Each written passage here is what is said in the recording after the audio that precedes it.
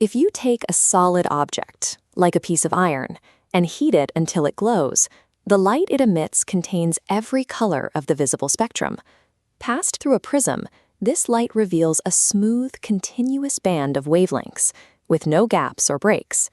But this smooth color transition disappears when looking at a rarefied gas, such as the glowing vapor inside a neon sign. Instead of a blended smear, the gas emits light in sharp slices, highly specific, isolated wavelengths of color, separated by stretches of complete darkness. This broken rainbow indicates that individual atoms process light through a different physical mechanism than the bulk interactions found in solid matter. Scientists refer to this specific arrangement of isolated lines as a characteristic spectrum. This arrangement is rigidly fixed for every element. Hydrogen spectral lines, for instance, will always appear in the exact same relative positions, regardless of the sample's location. This consistency creates a reliable tool for identification. By analyzing the light from a distant star, astronomers can identify its elemental makeup as clearly as if they were looking at a fingerprint. To observe this in a laboratory setting, we take a glass tube filled with atomic hydrogen gas at low pressure and excite it with an electric current.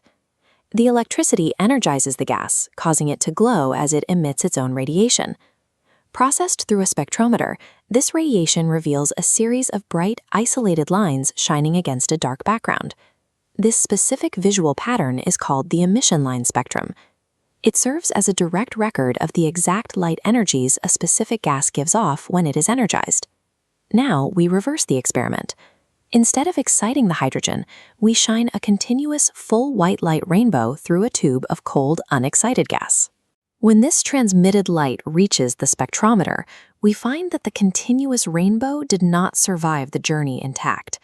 The resulting spectrum now has precise, pitch-black slices missing from the color band. These black voids represent the specific frequencies of light that were absorbed by the hydrogen atoms as the beam passed through them. This scarred version of the rainbow is the absorption spectrum. While the emission spectrum shows what a gas gives off, the absorption spectrum reveals the exact light the gas takes from its environment. This raises a central question. How do the frequencies stolen by the cold gas compare to those emitted by the excited gas? We can find the answer by superimposing the two datasets, sliding the bright lines of the emission spectrum directly over the dark gaps of the absorption spectrum. They interlock seamlessly. The exact wavelengths a gas emits are the exact wavelengths it absorbs. This proves the atom is not interacting with light randomly. It possesses a rigid internal logic, permitting interaction only at these highly specific wavelengths. In 1913, Niels Bohr concluded that the laws of classical mechanics were insufficient to explain these atomic processes. Classical physics predicted that an orbiting electron would lose energy continuously, spiraling into the nucleus and emitting a blending, continuous smear of light.